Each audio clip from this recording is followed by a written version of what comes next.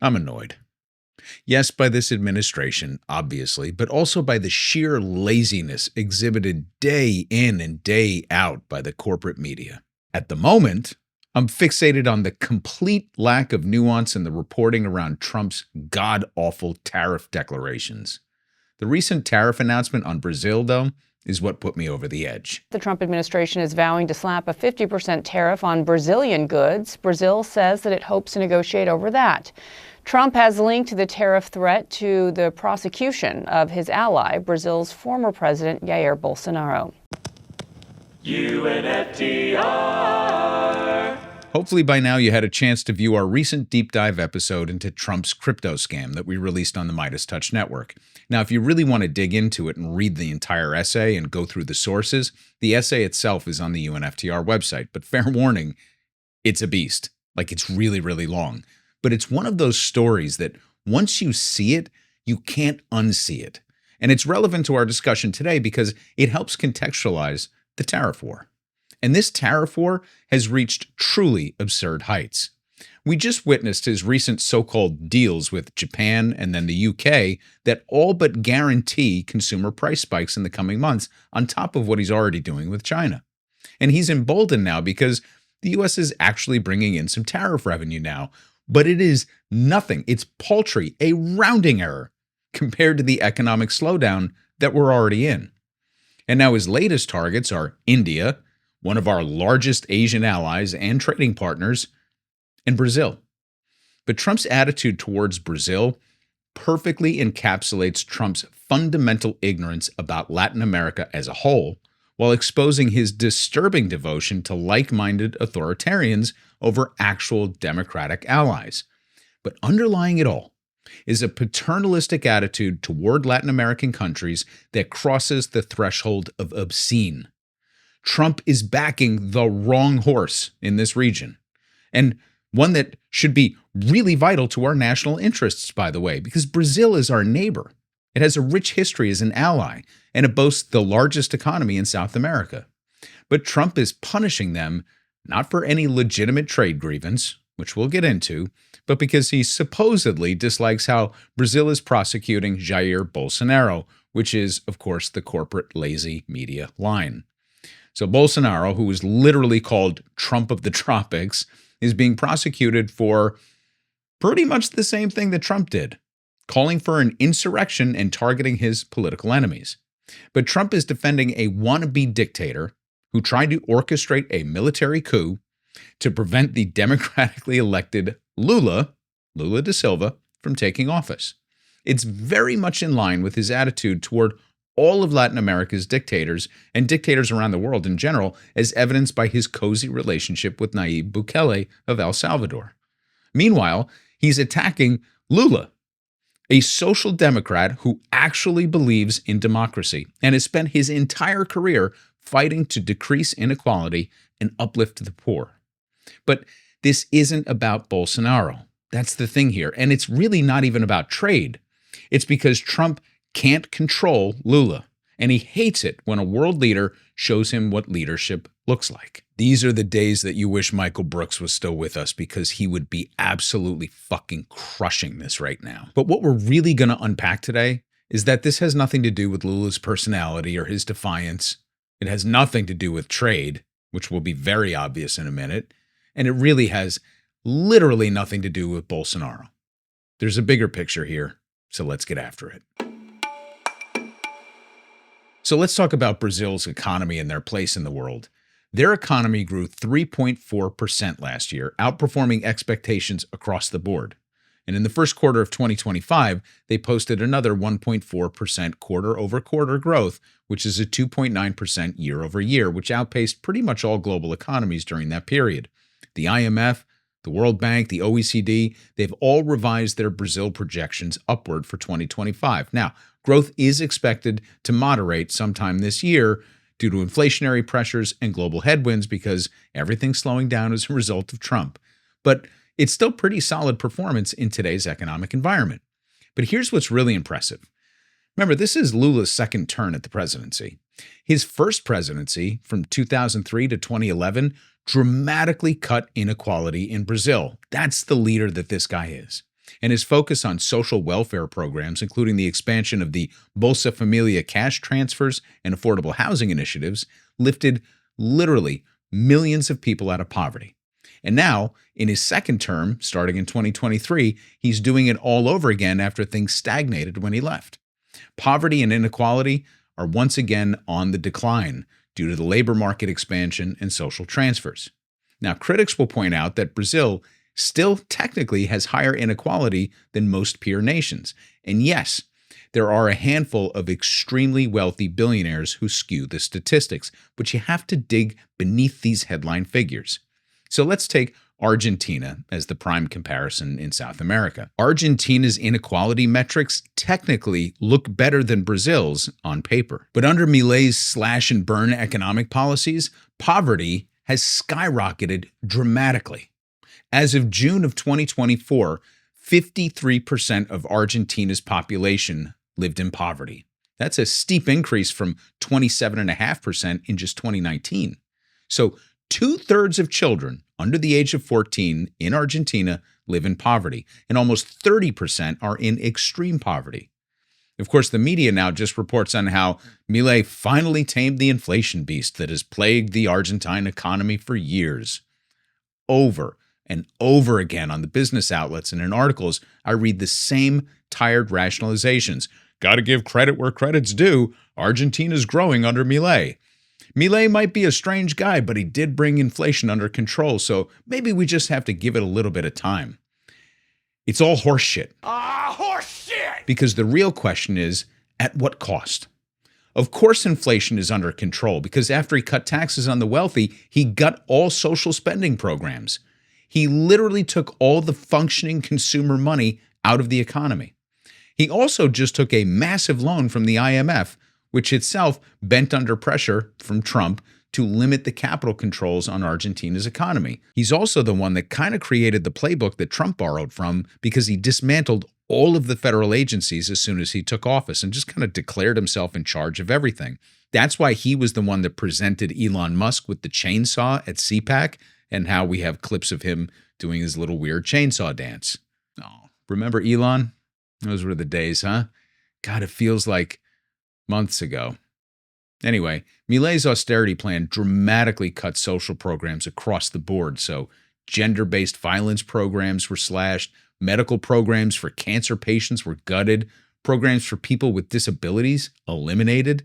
He vetoed laws that would increase pensions and fund public universities. And, that's what happens when you prioritize temporary growth over actually helping people. But in Brazil, under Lula, he's proving that you can have both economic growth and social progress. It might not be as fast as everyone wants, but it's happening. And yet Milei and Bukele are the darlings of CPAC and the American GOP, while Trump targets Claudia Sheinbaum in Mexico and Lula in Brazil, the two biggest democracies and economies in all of Latin America. All of this bluster masks what Trump is really pissed about and what the corporate media has completely lost the plot on when reporting on it. The American media is so innately bigoted, it can't even read the room when it comes to the LAC region. These are serious economies. And coming out of the COVID crisis, when it became painfully apparent to anyone with a functioning fucking brain that we were too dependent on supply chains on the other side of the world, virtually the whole of Latin America was just sitting there on our doorstep, ready to be a willing trading partner. What the fuck happened? Hey. Instead, Trump is pricing us out and screwing us over, and all the media can report on is how, Bolsonaro's a lot like Trump. I guess that's why he's mad. I mean, it's so blind as to be complicit in this thing. And here's what's really going on, and where Trump's economic illiteracy becomes really dangerous for American interests. Brazil is a leading voice in the BRICS Plus alliance. Brazil, Russia, India, China, South America, and now that includes Indonesia as well. So Trump is handing them every reason to turn away from the United States. And newsflash to the corporate media, China is already Brazil's largest trading partner by like a lot. In the first half of 2025 alone, Brazil exported $47 billion to China while maintaining a $12 billion trade surplus. Meanwhile, the U.S. actually runs a trade surplus with Brazil.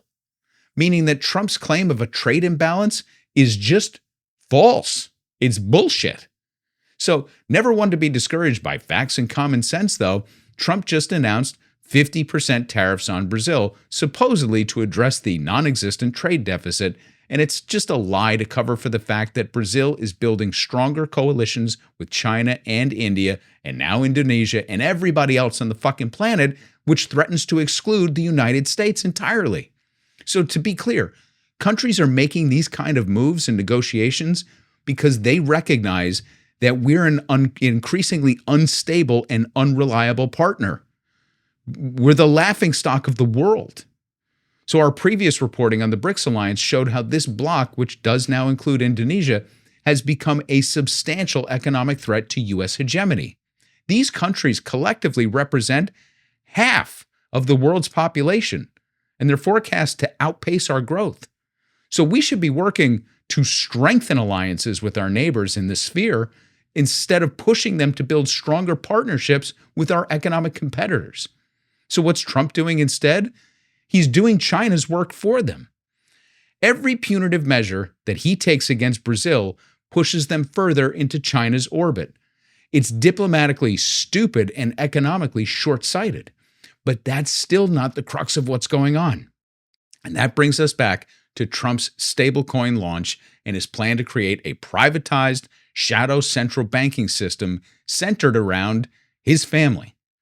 So as we reported, this would essentially create a shadow central bank that undermines the United States monetary sovereignty. That's what's really going on here.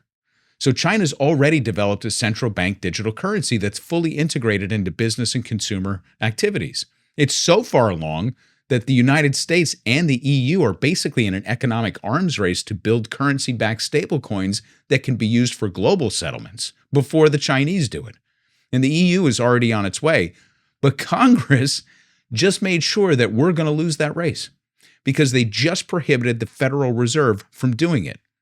Instead, they passed a trio of crypto bills that gives the advantage to private stablecoin issuers like Tether, Circle, and the Trump family to become the de facto digital currency issuer in the world. I guarantee that this is what Trump is really pissed off about behind the scenes because Modi, Xi, Lula, Putin, new Indonesian President Subianto are going to race both the EU and now the Trump family to build their own stablecoin system pegged to their own reserves and a basket of commodities. So that could completely upend Trump's plan to create private stablecoins pegged to U.S. treasuries. But of course, none of this had to be this way. The recent BRICS Plus meeting deepened their alliance precisely because of an increasingly hostile and erratic United States. They're not just talking about trade anymore. They're literally discussing alternative monetary systems that could bypass the dollar entirely. And Lula, he's the head of the BRICS alliance. So let me ask you, what's to stop Mexico and Canada from ultimately joining in if we keep acting like assholes to them? How about Rwanda or Singapore? I mean, at some point, if you treat the entire world like shit and only cozy up to dictators like Mohammed bin Salman or Nayib Bukele and Benjamin Netanyahu, you're going to wind up alone. Trump's Brazil tantrum isn't happening in a vacuum. It's part of a broader pattern of alienating key partners just as they're exploring ways to reduce dependence on American financial systems. I mean, the timing couldn't be worse for us, but also for Trump's crypto ambitions, which is really all he cares about. Oh, and it would be pretty shitty for the rest of us. Trump's arrogance, his ignorance, his paternalistic attitude towards Latin America is more than just embarrassing at this point. It's like a true threat to our economic independence. For every country he alienates, every democratic ally he punishes in favor of an authoritarian crony, for every false trade war he starts, it contributes to a reordering of the global economy. And in that new order, the United States and the US dollar won't be at the center. Brazil represents everything we should want in a regional partner: democratic governance, economic growth, social progress, and geographic proximity. And instead of embracing that partnership, Trump is literally driving them toward our competitors. This is yet another in a long line of strategic blunders when it comes to our economic policy in Latin America. But this one has the potential to reshape global economics for decades to come. And all because Trump can't stand that his fellow insurrectionist is facing consequences for his actions? Please. Can the corporate media please wake the fuck up? And while you're at it, give Chuck Schumer a nudge and wake him up too. Lula versus Trump? My money's on Lula all day, every day. And what a shame when you can't put your chips down on your own country. Here endeth the lesson. Hey, thanks for watching, and remember to like and subscribe and click that bell to be notified of new drops. And if you're not subscribed to our free weekly newsletter, what are you waiting for? Just go to UNFTR.com to sign up today. And while you're there, be sure to check out our new features and our updated design.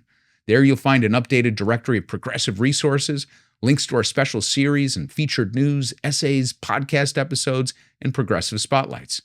And if you love us, maybe you'll consider becoming a member to help support independent media, like this incredibly handsome and well-informed group.